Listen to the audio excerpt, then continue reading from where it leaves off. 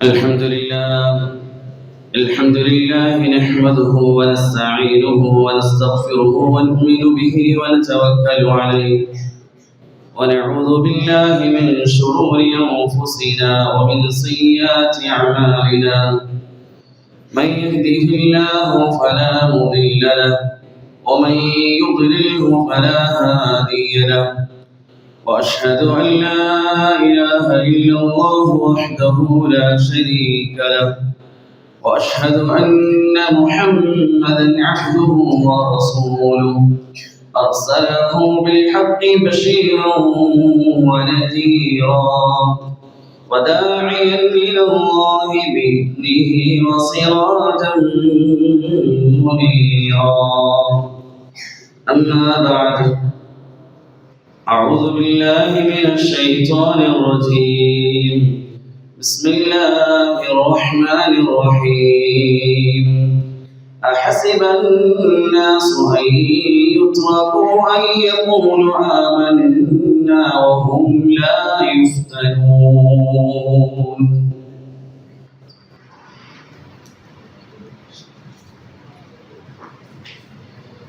الله سبحانه وتعالى നമ്മുടെ ജീവിതത്തിൽ വന്നുപോയ മുഴുവൻ പാപങ്ങളും പുറത്തുനിന്ന് അനുഗ്രഹിക്കുമാറാകട്ടെ.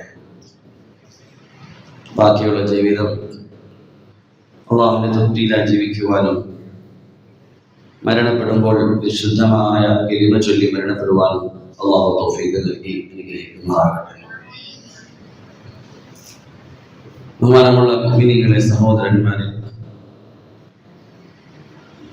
അള്ളാഹു സുബ്ഹാനഹു വ തആല ഓരോ മനുഷ്യർക്കും രണ്ട് നിലയിലുള്ള ശക്തികൾ നൽകിയിട്ടുണ്ട്. ഒന്ന് അന്തറൂനി താഖത്ത്, ആന്തരികമായ ശക്തി. രണ്ട് ളാഹിരി താഖത്ത്, ബാഹ്യമായ ശക്തി. ഒരു മുഅ്മിനെ സംബന്ധിച്ച് ഏത് വസ്തുവിൻ്റെയും നിലനിൽപ്പും മുന്നോട്ടുള്ള ചലനവും തടസ്സങ്ങളെ പ്രതിരോധിക്കലുമെല്ലാം അതിൻ്റെ ഉള്ളിലെ ശക്തിയെ പരിഗണിച്ചുകൊണ്ടാണ്. ഇതേപോലെ ഒരു മുഅ്മിൻ അവന്റെ മുന്നോട്ടുള്ള ഗമനത്തിൽ ഏറ്റവും വലിയ പങ്ക് വഹിക്കുന്ന അവന്റെ ആന്തരികമായ ആത്മീയമായ ശക്തിയുടെ അനുസരിച്ച്. പ്രത്യേകിച്ച് ഇന്ന് ജീവിക്കുന്ന മുസ്ലിമുകളെ സംബന്ധിച്ച്, മുസ്ലിം ഓരോ കാലഘട്ടത്തിലും പല വിധ ഫിത്നകളും ഹാലാത്തുകളും നേരിടേണ്ടവരാണ്.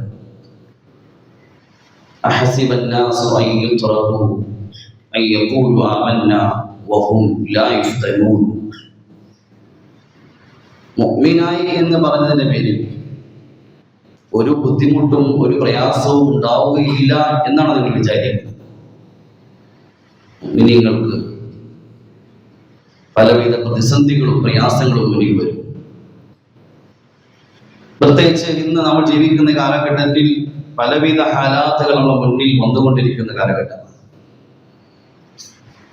അതുകൊണ്ട് അതെല്ലാം തരണം ചെയ്യണമെങ്കിൽ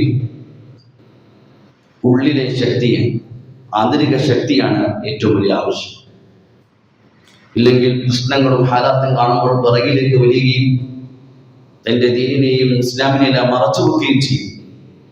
നമ്മൾ കണ്ടുകൊണ്ടിരിക്കുന്ന അവസ്ഥയാണ്. നമുക്ക് ആത്മീയമായ ആന്തരികമായ ശക്തി നേടാനുള്ള മാർഗം എന്താണ്? അതിലേറ്റവും പ്രധാനപ്പെട്ട ഒരു വഴി, നമ്മുടെ മുമ്പ് കടന്നുപോയ ചരിത്രങ്ങൾ, സൃഷ്ടിക്കപ്പെട്ട ചരിത്ര പുരുഷന്മാരെ കുറിച്ച് സ്മരിക്കുകയും അവരുടെ ചരിത്രം നാം പഠിക്കുകയും മനസ്സിലാക്കുകയും ചെയ്യുക. അതിലൂടെ നമുക്കൊരു ആത്മീയമായ ആന്തരികമായ ശക്തി ലഭിക്കും. പരിശുദ്ധ ഖുർആൻ ഇതെടുത്തു പറയുന്നുണ്ട്. അല്ലാഹു തആല നബിമാരുടെ ചരിത്രം പറഞ്ഞ ശേഷം അല്ലാഹു അതിനെ അവസാനിപ്പിക്കുന്ന പറയുന്നുണ്ട്, ഈ ചരിത്രമെല്ലാം പറഞ്ഞു തരുന്നത് നിന്റെ ഹൃദയത്തെ ഒന്ന് ഉറപ്പിക്കാൻ. ചരിത്രം മനുഷ്യന്റെ മനസ്സിന് ധൈര്യം നൽകുന്നതാണ്. സഹാബാക്കൾ പറയുമായിരുന്നു, അവരുടെ മക്കൾ പറയുമായിരുന്നു, ഞങ്ങളുടെ പിതാക്കന്മാർ നബിയുടെ യുദ്ധങ്ങളുടെയും മറ്റും ചരിത്രം ഞങ്ങൾ പറഞ്ഞു കേട്ടിരിക്കുമായി. സഅദ് ബിൻ അബി വഖാസ് റളിയല്ലാഹു തആല അൻഹുവിന്റെ പേരെക്കുട്ടി പറയുന്നു, ഞങ്ങളുടെ വാപ്പമാർ പിതാക്കന്മാർ നിബിധങ്ങളുടെ റസൂലുകളുടെ യുദ്ധങ്ങളുടെ ചരിത്രം ഞങ്ങൾ കേൾപ്പിക്കുകയും ഞങ്ങളോട് പറയുകയും ചെയ്യുമായിരുന്നു. ഇത് നിങ്ങൾ കൊണ്ടു നടക്കണം, നിങ്ങളുടെ മനസ്സിൽ നിബിധങ്ങളുടെ ചരിത്രം മനസ്സിൽ കൊണ്ടു നടക്കണം, അത് നഷ്ടപ്പെടുത്തി കളയരുത്. നിങ്ങളുടെ പിതാക്കന്മാരുടെ നിങ്ങളുടെ മുൻഗാമികളുടെ ചരിത്രമാണ്, ഇത് നഷ്ടപ്പെടുത്താതെ ഹൃദയത്തിൽ കൊണ്ടു നടക്കണമെന്ന് ഞങ്ങൾ വാപ്പമാർ പറയുമായി. ചരിത്രം മറന്നാൽ ആ സമൂഹത്തിൽ ഒരിക്കലും ലക്ഷ്യത്തിലെത്താൻ സാധിക്കുകയും.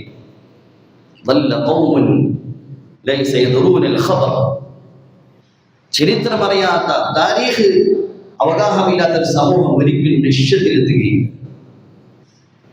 ചരിത്ര ബോധമില്ലാത്തവർ ചരിത്രത്തിൽ സ്മരിക്കപ്പെടുകയുമില്ല. കാരണം ചരിത്രം അത് ആവർത്തിക്കപ്പെടുകയാണ്. അതുകൊണ്ട് മാദിയെക്കുറിച്ച്, കഴിഞ്ഞ കാലഘട്ടത്തെക്കുറിച്ച് അറിയില്ലാത്തൊരു സമൂഹത്തിന് മുസ്തഖ്ബിലിൽ വരാൻ പോകുന്ന കാലഘട്ടത്തിൽ ഒരിക്കലും വഴികാട്ടിയാവുകയില്ല.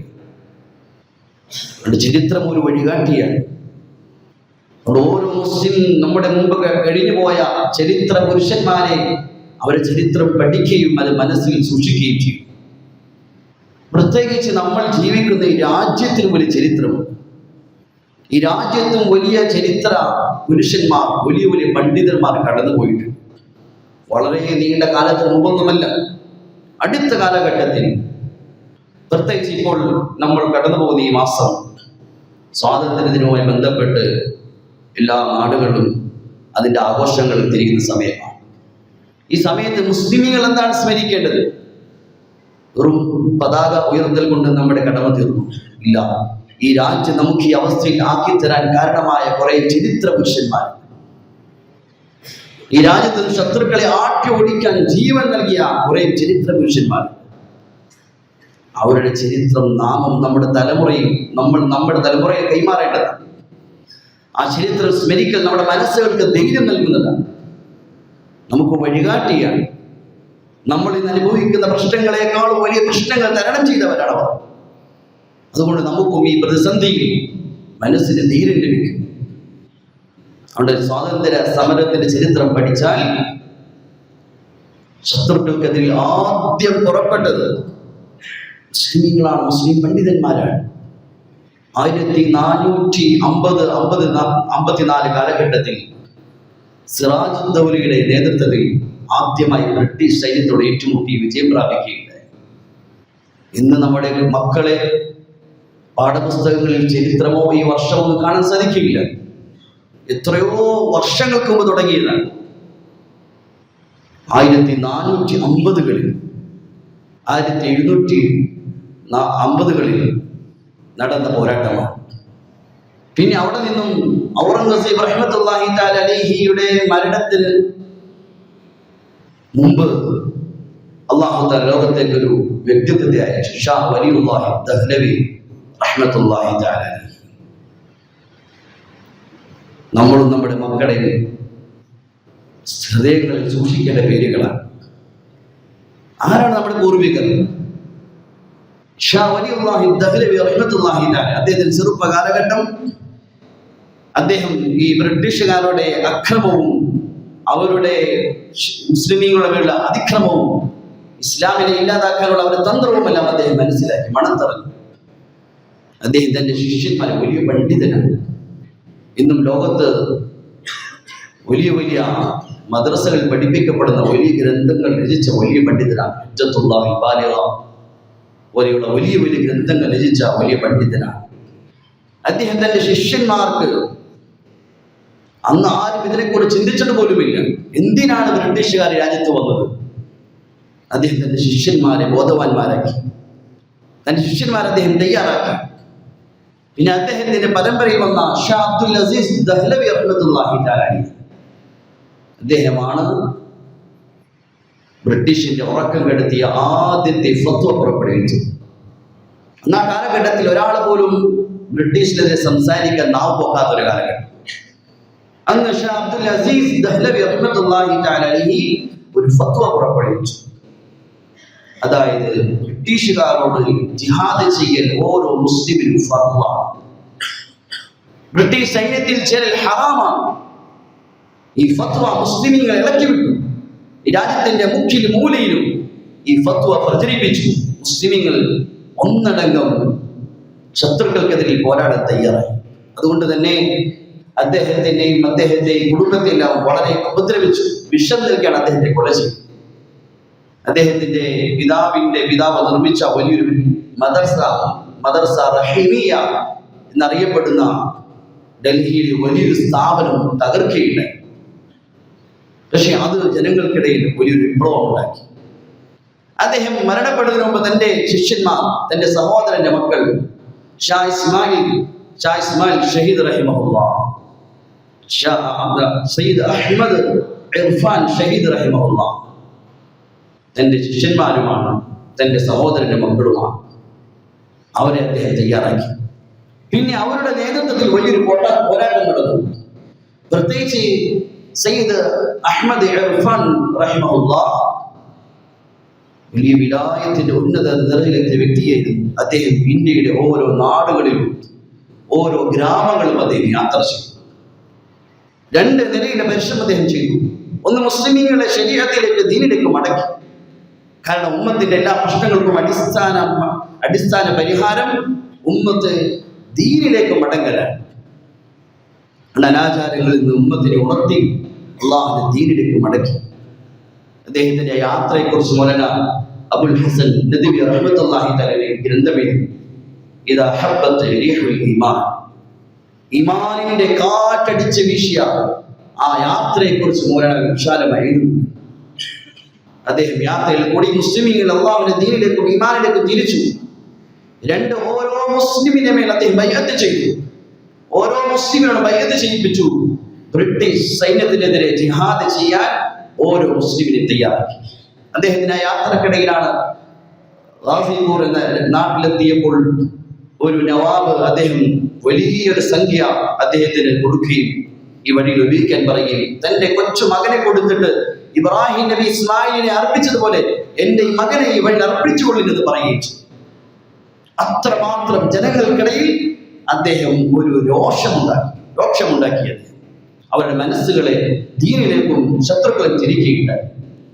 പിന്നെ അവരുടെ കാലഘട്ടം ഫദൽ ഹഖ് ഖൈറാബാദി റഹ്മത്തുള്ളാഹി തആല അദ്ദേഹം അബ്ദുൽ അസീസ് ദഹ്ലവി റഹ്മത്തുള്ളാഹിയുടെ ഫത്വ വീണ്ടും അദ്ദേഹം അത് പുറപ്പെടുവിക്കുകയും ജനങ്ങളെ തയ്യാറാക്കുകയും ചെയ്തു. അദ്ദേഹത്തെ തടവിൽ പിടിച്ചു, അദ്ദേഹത്തെ കോടതിയിൽ കൊണ്ടുവന്നു. അദ്ദേഹം ഈ ഫത്വ പറഞ്ഞതിന്റെ തെളിവ് ചോദിച്ചപ്പോൾ അദ്ദേഹം തന്നെ പറഞ്ഞു, അതിന് തെളിവ് മറ്റാരും പറയേണ്ടതില്ല, ഞാൻ തന്നെയാണ് ആ ഫത്വ പുറപ്പെടുവിച്ചത്. അതിൽ ഞാൻ എപ്പോഴും ഉറച്ചു നിൽക്കുന്നു.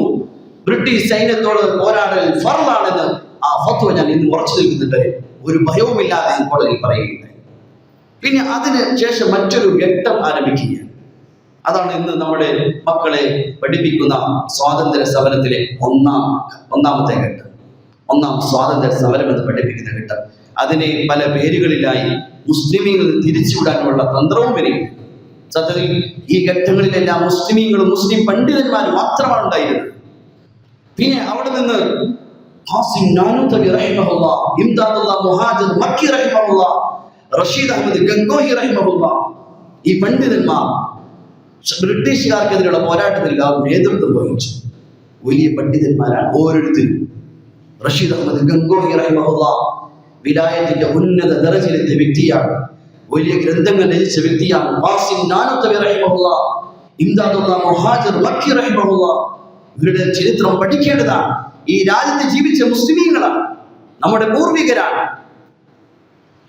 അവരാണ് പിന്നെ അടുത്ത ആ ഘട്ടത്തിൽ ബ്രിട്ടീഷുകാരുമായുള്ള പോരാട്ടത്തിൽ മുന്നിൽ നിന്നത്. ഷാർ അലി എന്ന സ്ഥലത്ത് വെച്ച് ഒരു പോരാട്ടം നടന്നു. അതിൽ റഷീദ് അഹമ്മദ് ഗംഗോഹി റഹിമഹുല്ലാഹ് അതിൽ മുന്നിൽ നിന്നു. അതിൽ മുസ്ലിമീങ്ങൾ വിജയിച്ചു. പിന്നെ അതിനുശേഷം ഷാമിലിൽ വെച്ച് ഒരു പോരാട്ടം നടന്നു. അതിൽ ഹാസിം നാനൂതവി റഹിമഹുല്ലാഹ് മുന്നിൽ നിന്നു. അവിടെ മുസ്ലിമീങ്ങൾ വിജയിച്ചു. പിന്നെ അതിനുശേഷം ക്രിസ്ത്യാനികളുടെ മിഷണറി പ്രവർത്തനം വലിയ ഫിത്നയായി വന്നു. ഒരു ഭാഗത്ത് ബ്രിട്ടീഷ് സൈന്യത്തിന്റെ അക്രമം, മറുഭാഗത്ത് മുസ്ലിമീങ്ങളെ വഴികെടുത്താൻ, മക്കളെ തലമുറയെ തെറ്റിക്കാൻ മിഷണറി പ്രവർത്തനം. അതിന് പരിഹാരമായിട്ടാണ് ദാറുൽ ഉലൂം ദെയ്യൂബന്ദ് എന്ന സ്ഥാപനം ഈ രാജ്യത്ത് സ്ഥാപിക്കപ്പെടുന്നത്. ഈ പണ്ഡിതന്മാരുടെ ചിന്തയിലൂടെ ഇവരെല്ലാം 40 വയസ്സ് പ്രായമാകാത്ത ചെറുപ്പക്കാരായ പണ്ഡിതന്മാരാണ്. അവരുടെ ചിന്തയിലൂടെ ഉയർന്നു വന്ന ഒരു സ്ഥാപനമാണ് ഇന്ന് ഈ രാജ്യത്തെ ഏറ്റവും വലിയ സ്ഥാപനമായി അറിയപ്പെടുന്ന ദാറുൽ ഉലൂം ദയ്യൂബന്ദ്. അവിടെ പഠിച്ച ആദ്യത്തെ വിദ്യാർത്ഥിയാണ് മഹ്മൂദ് അൽ ഹസൻ ദയ്യൂബന്ദി റഹ്മത്തുള്ളാഹി തആല. അദ്ദേഹത്തിന്റെ പഠനകാലശം ജീവിതം മുഴുവൻ അദ്ദേഹം ഈ വഴിയിൽ അർപ്പണം ചെയ്തു. ഈ രാജ്യത്തിന് വേണ്ടി, ഈ രാജ്യം സമാധാനത്തിൽ നിൽക്കാൻ വേണ്ടി, മുസ്ലിമീങ്ങൾ സ്വസ്ഥമായ രാജ്യത്ത് ജീവിക്കാൻ വേണ്ടി അദ്ദേഹത്തിന് വലിയൊരു പരിശ്രമം നടന്നു. ബ്രിട്ടീഷ് സൈന്യത്തിന് ഒരു പേര് സ്വപ്നമായി. ബ്രിട്ടീഷ് ചരിത്രകാരന്മാർ അദ്ദേഹത്തെ കുറിച്ച് ചെയ്യുന്നത്, മഹ്മൂദ് അൽ ഹസൻ ദയ്യൂബന്ദിയുടെ ശരീരത്തെ കരിച്ച് അതിന്റെ ചാരം ബ്രിട്ടീഷുകാരെ മുന്നിൽ കൊണ്ടുവന്നാൽ ആ ചാരം കണ്ട് അവർ ഭയപ്പെടും. അത്ര വലിയ പേടി സ്വപ്നമായി. അവരെല്ലാം ജീവിതം കൊടുത്തു ഈ രാജ്യത്തിന് വേണ്ടി. 1-2 ദിവസമല്ല, ജീവിതം കൊടുത്തു. നീണ്ട വർഷം മാൾട്ട ജയിൽ കിടക്കുകയുണ്ടായി. അദ്ദേഹത്തിന്റെ കൂട്ടത്തിൽ അദ്ദേഹത്തിന്റെ ശിഷ്യനായ ഹുസൈൻ അഹമ്മദ് മദനി റഹ്മത്തുള്ളാഹി തആല ജയിലിൽ പോയി. അദ്ദേഹത്തിന്റെ അനുഭവത്തെ വിവരിക്കുന്നുണ്ട്. രാത്രി സമയങ്ങളിൽ, തണുപ്പുള്ള രാത്രിയിൽ ഉസ്താദ് തഹജ്ജുദിന് എണീക്കുമ്പോൾ ഒന്നു കൊടുക്കാനുള്ള വെള്ളം നല്ല ശക്തമായ തണുപ്പാണ്. അതുകൊണ്ട് ആ വെള്ളത്തിന്റെ തണുപ്പൊന്ന് മാറ്റാൻ വേണ്ടി രാത്രി മുഴുവൻ വെള്ളവും ലോട്ട ശരീരത്തിലേക്ക് ചേർത്ത് വെച്ച് രാത്രി മുഴുവൻ കഴിഞ്ഞുകൂടുമായിരുന്നു. അത് ചൂടായില്ലെങ്കിൽ അല്പം തണുപ്പിൽ ശമനം കിട്ടാൻ വേണ്ടി അങ്ങനത്തെ ത്യാഗം അനുഭവിക്കുകയുണ്ടായി. അതുപോലെ ഖാലിദ് തയ്യിബ് സാഹിബ് അദ്ദേഹത്തിന്റെ വാഖിആത്ത് തയ്യിബിൽ അദ്ദേഹം എഴുതുന്നുണ്ട്. അവർ കിടക്കുന്ന ജയിലിൽ, ആ ജയിലിലേക്ക് ബ്രിട്ടീഷ് സൈന്യം ഉപദ്രവിക്കാൻ വേണ്ടി ഉപദ്രവകരമായ ജീവികളെ, പാമ്പിനെ മറ്റും കടത്തിവിടുമായിരുന്നു. ഹുസൈൻ അഹമ്മദ് മദനി റഹിമഹുല്ലാഹ് പറയുന്നു, ഒരു പ്രഭാതത്തിൽ തഹജ്ജുദിന് എണീക്കുമ്പോൾ ജയിലിന്റെ ഉള്ളിൽ ഇതാണ് ഞാൻ കാണുന്നത്. ഉസ്താദിനോട് പറഞ്ഞപ്പോൾ ഉസ്താദ് സമാധാനപ്പെടുത്തി, നാം അള്ളാഹുവിന്റെ സൃഷ്ടിയാണ്, ഇതും അള്ളാഹുവിന്റെ സൃഷ്ടിയാണ്. മുഹമ്മദ് ഹസൻ ദയ്യൂബന്ദി റഹിമഹുല്ലാഹ് അദ്ദേഹത്തിന്റെ പ്രഭാതത്തിലെ ദിക്റുകൾ, പതിവായി അദ്ദേഹം ചൊല്ലുന്ന ദിക്റുകൾ അദ്ദേഹം ചൊല്ലാൻ ആരംഭിച്ചു. ആ ഉപദ്രവകരമായ ജീവി ഒന്നും ചെയ്യാതെ മടങ്ങിപ്പോവുകയും ചെയ്തു. ചരിത്രമാണിതെല്ലാം. അദ്ദേഹത്തിന് പ്രായമായ അവസ്ഥയിൽ അദ്ദേഹത്തിന്റെ അടുത്ത കൂട്ടുകാർ എന്ന് പറഞ്ഞു, നിങ്ങൾക്ക് പ്രായമായി, വാർദ്ധക്യമായി, നിങ്ങൾ അല്പം വിശ്രമിച്ചുകൊള്ളി. അദ്ദേഹം പറഞ്ഞു, ഇല്ല, ഞാൻ എടുത്ത ഈ തീരുമാനത്തിൽ ചുവടിൽ നിന്നും പുറകിലേക്ക് ഞാൻ വെക്കുകയില്ല. എന്ന് മാത്രമല്ല, ഞാൻ ആഗ്രഹിക്കുന്നു ഈ വാർദ്ധക്യാവസ്ഥയിൽ എന്നെ ഒരു കട്ടിലിൽ കിടത്തി എന്റെ ശിഷ്യന്മാരോട് ഓരോ ഗ്രാമം തോറും കൊണ്ടുപോയി ആ ഗ്രാമത്തിലെ മുസ്ലിമീങ്ങളോട് ബ്രിട്ടീഷ് സൈന്യത്തിനെതിരെ പോരാടൽ ഫർളാണ് എന്ന് പറയാൻ ആഗ്രഹിക്കുന്നു എന്ന് നീ പറയുകയുണ്ടായി. മുഹമ്മദ് ഹസൻ ദയ്യൂബന്ദി റഹിമഹുല്ലാഹ് വലിയ പണ്ഡിതനാണ്. അദ്ദേഹം എത്ര വലിയ പണ്ഡിതനാണെന്ന് മനസ്സിലാകണമെങ്കിൽ അദ്ദേഹത്തിന്റെ ശിഷ്യന്മാരെ കുറിച്ച് പഠിച്ചാൽ മതി.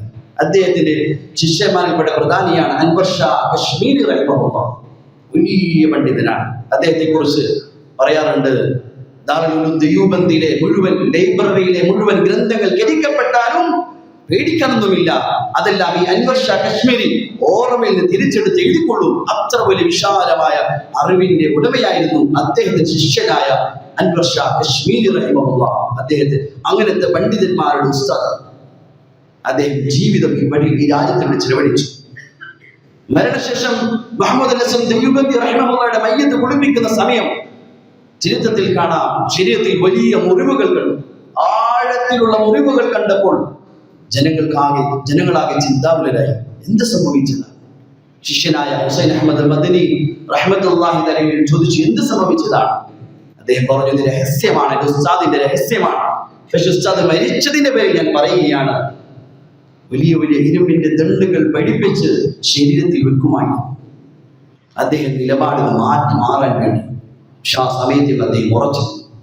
ഇങ്ങനെ ഈ രാജ്യത്തിന് വേണ്ടി പോരാടിയ വലിയ പണ്ഡിതനാണ് മുഹമ്മദ് ഹസൻ ദയ്യൂബന്ദി റഹിമഹുല്ലാഹ്. പിന്നെ അവിടെ നിന്നും ബ്രിട്ടീഷ് സൈന്യത്തിനും മനസ്സിലായി ഇത് നയിക്കുന്നത് പണ്ഡിതന്മാരാണ്.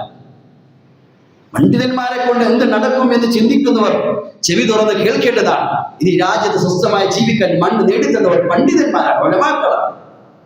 ബ്രിട്ടീഷ് സൈന്യത്തിന് മനസ്സിലായി ഇത് പണ്ഡിതന്മാരെ ഇല്ലാതാക്കാതെ രാജ്യം നേടാൻ സാധിക്കുകയില്ല. അതുകൊണ്ട് പിന്നെ അവിടെ നിന്നും വലിയ അക്രമമായി ചാന്ദിനി ചൗക്ക് മുതൽ ലാഹോർ വരെ ഓരോ മരത്തിലും പണ്ഡിതന്മാരുടെ ശരീരങ്ങൾ കാണാൻ സാധിക്കുമായിരുന്നു, ജനാസകൾ കാണാൻ സാധിക്കുമായിരുന്നു. ഒരു ചരിത്രകാരൻ എഴുതുന്നുണ്ട്, ഒരു ക്യാമ്പസിലേക്ക് ചെല്ലുമ്പോൾ മനുഷ്യ ശരീരം വേവുന്ന മണം. ചെന്ന് നോക്കിയപ്പോൾ 40 ചെയ്യുവാനും പണ്ഡിതന്മാരെ നിരനിരെ നഗ്നരായി നിർത്തിയിരിക്കുകയാണ്. തീ കത്തിച്ച് അതിലേക്ക് ജീവനോടെ തള്ളിയിട്ട് കൊല ചെയ്യുകയാണ്.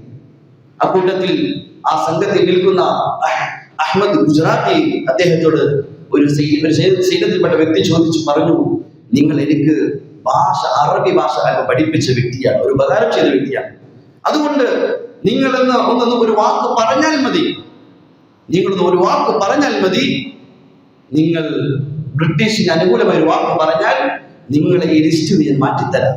അദ്ദേഹം പറഞ്ഞു, വേണ്ട, ഈ ലിസ്റ്റിൽ നിന്ന് ഞാൻ ഈ വാക്ക് പറഞ്ഞാൽ മാറ്റിയാൽ എന്നെ അള്ളാഹുവിന്റെ ലിസ്റ്റിൽ നിന്ന് മാറ്റപ്പെടും. ഇങ്ങനത്തെ ധീരന്മാരായ ഒരു സമൂഹം, പണ്ഡിതന്മാരാണ് ഈ രാജ്യത്ത് നമുക്ക് ഈ അവസരമാക്കി തന്നത്.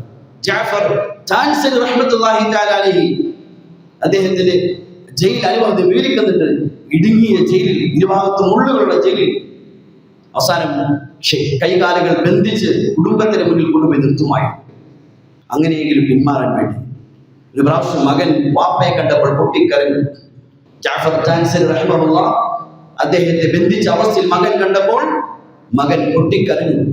അദ്ദേഹം പറഞ്ഞു, മോനെ ക്ഷമിക്കിൻ, നീ ക്ഷമിക്കിൻ, ഇന്നല്ലെങ്കിൽ നാളെ ആഖിറത്തിൽ വെച്ച് കണ്ടുമുട്ടാം.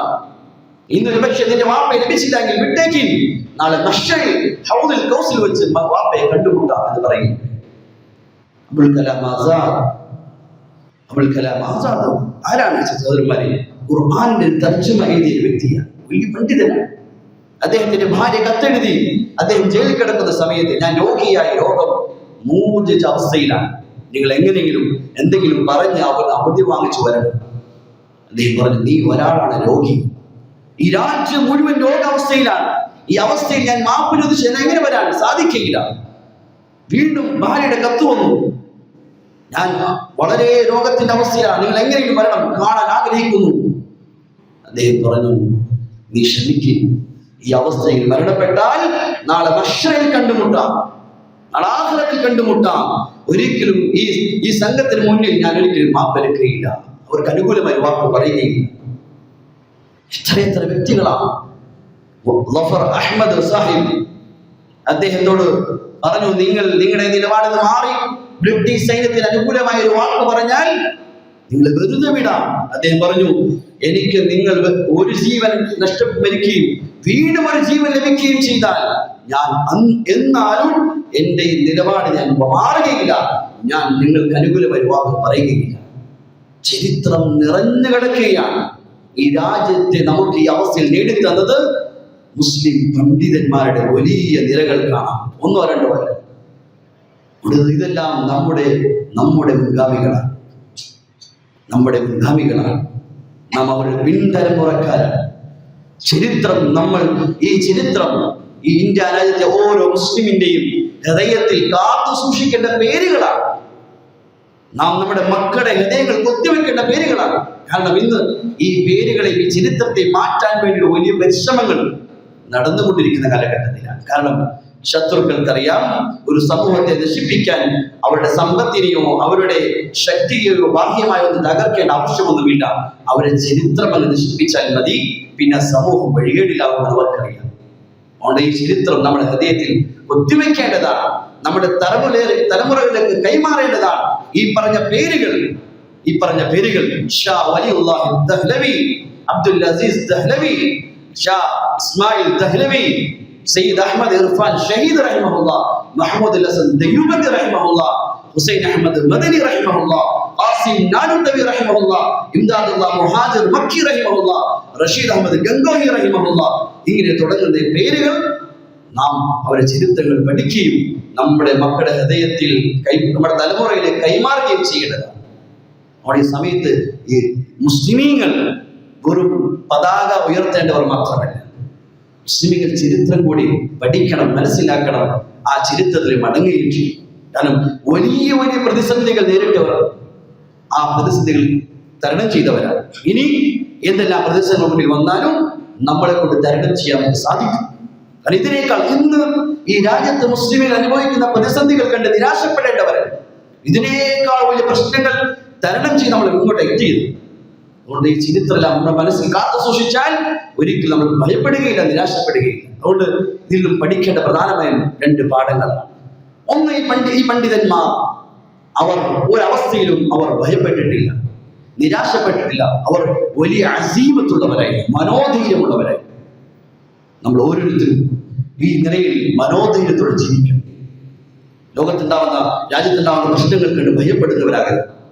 ഇവർ ബാഹ്യമായി കണ്ടാൽ വെറും ഫക്കീറുകളായിരുന്നു, പള്ളിയിലെ ഇമാമിയങ്ങളായിരുന്നു, മുഹദ്ദിസുകളായിരുന്നു, ഇമാമിയങ്ങളായിരുന്നു, മുദരിസീങ്ങളായിരുന്നു, വലിയ വലിയ ബാഹ്യമായ ഏർപ്പാടുകളുള്ളവരായിരുന്നു. പക്ഷെ അവരുടെ മനസ്സിന്റെ ഉള്ളിൽ ഒരു തീജ്വാല ഉണ്ടായിരുന്നു.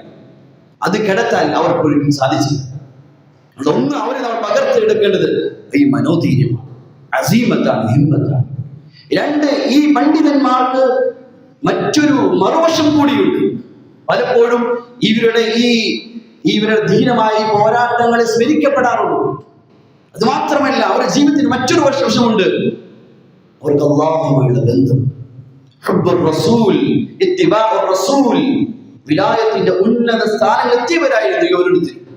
വെറും പോരാട്ടങ്ങൾ മാത്രമായിരുന്നില്ല, വെറും ജിഹാദ് മാത്രമായിരുന്നില്ല, മറിച്ച് അവരുടെ ഓരോരുത്തരുടെയും ജീവിതം അല്ലാഹുമായി, ദീനുമായി, ഖുർആനുമായി വളരെ ബന്ധപ്പെട്ടതായിരുന്നു.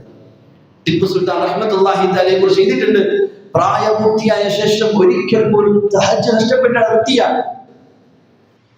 ജീവിതത്തിൽ ഒരിക്കൽ പോലും പ്രായപൂർത്തിയായ ശേഷം തഹജ്ജുദ് നഷ്ടപ്പെട്ടിട്ടില്ല.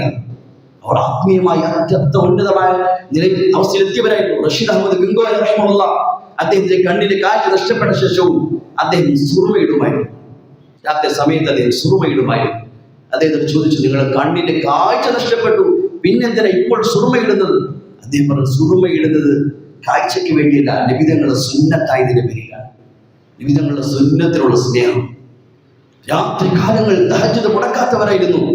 മുഹമ്മദ് തണുത്ത രാത്രിയിലും വാർദ്ധക്യാവസ്ഥയിലും ജയിലിന്റെ ഉള്ളിൽ തഹജ്ജുദ് മുടക്കിയിട്ടില്ല. അഹ്മദ് മദനി റഹ്മത്തുള്ളാഹി പറയുന്നുണ്ട്, ഒരു റമദാൻ ആഗതമായി മാട്ടാഴ്ചയിൽ ഉസ്താദ് പറഞ്ഞു, ഞാൻ എന്റെ ശീലം തറാവീഹ് നമസ്കാരം, ഖുർആൻ ഖതം കേൾക്കുന്ന ശീലമാണ് നമസ്കാരത്തിൽ. അതുകൊണ്ട് എനിക്ക് അത് ആഗ്രഹം പൂർത്തിയാക്കണം. ഓരോ ദിവസവും ഓരോ ജുസുകൾ മനഃപ്പാഠമാക്കി ശിഷ്യനായ ഹുസൈൻ അഹ്മദ് മദനി റഹിമഹുല്ലാഹ് അതിന്റെ ഉസ്താദുൽ ഇമാം എന്നെ കേൾപ്പിക്കുകയുണ്ടായി. ഖുർആനുമായുള്ള ബന്ധം. സയ്യിദ് അഹ്മദ് ഇർഫാൻ റഹിമഹുല്ലാഹ് അദ്ദേഹത്തിന്റെ മരണത്തിന് മുമ്പ് നബിതങ്ങളെ സ്വപ്നം കാണുകയുണ്ടായി. നബിതങ്ങളുമായുള്ള ബന്ധം ഇങ്ങനെ നിറഞ്ഞതാണ്. അവരുടെ ജീവിതത്തിന് ഒരു വശം കൂടിയുണ്ട്, നമ്മൾ അത് ശ്രദ്ധിക്കാതെ പോകരുത്. വെറും ആവേശവും വെറും പോരാട്ടവുമല്ല, ഇവർ അള്ളാഹുവിന്റെ ഉന്നതമായ ബന്ധം ലഭിച്ച വിലായത്തിന്റെ ഉന്നത ദറജയിലെത്തിയ വ്യക്തികൾ കൂടിയായിരുന്നു. അതുകൊണ്ട് നമ്മളുടെ വിജയത്തിന്റെ മാനദണ്ഡം അതുകൂടിയാണ്. വെറും മുദ്രാവാക്യവും പോരാട്ടവും മാത്രമല്ല, നമുക്ക് അള്ളാഹുവിന്റെ ബന്ധം ശരിയാകണം, സുന്നത്തുമായി ബന്ധമുണ്ടാകണം, ദീനുമായി ബന്ധമുണ്ടാകും. ഇല്ലാതെ ഒരു നാവുകൾ കൊണ്ട്, ഒരു മുദ്രാവാക്യങ്ങൾ കൊണ്ട് ഒരിക്കലും അള്ളാഹുവിന്റെ സഹായം ഇറങ്ങിയില്ല. അതുകൊണ്ട് നമ്മൾ എപ്പോൾ അള്ളാഹുവിന്റെ അടിമകളാകുന്നു, അടിമത്തിൽ പൂർണ്ണരാകുന്നു, പിന്നെ ഒരാളുടെയും അടിമയാകേണ്ടി വരികയില്ല. എപ്പോൾ നമ്മുടെ ജീവിതം സ്വതന്ത്രമാകുന്നു, തന്നിഷ്ടമാകുന്നു, പിന്നെ നമുക്ക് സ്വാതന്ത്ര്യം ലഭിക്കുകയില്ല. അതുകൊണ്ട് നമ്മൾ അള്ളാഹുവിന്റെ അടിമത്തത്തിലേക്ക് മടങ്ങണം. നമ്മുടെ ജീവിതം അള്ളാഹുവിനനുസരിച്ചാക്കി മാറ്റണം. നമ്മുടെ ചരിത്രങ്ങൾ പഠിക്കുകയും മനസ്സിലാക്കുകയും നമ്മുടെ തലമുറയിലേക്ക് പകരുകയും ചെയ്യണം. അള്ളാഹു തആല കാര്യങ്ങൾ മനസ്സിലാക്കി അമൽ ചെയ്യാൻ തൗഫീഖ് ചെയ്യുമാറാകട്ടെ. അൽഹംദുലില്ലാഹി റബ്ബിൽ ആലമീൻ. ഓണം വെക്കേഷൻ വരുന്നതിന്റെ പേരിൽ ഇൻഷാ അല്ലാഹ്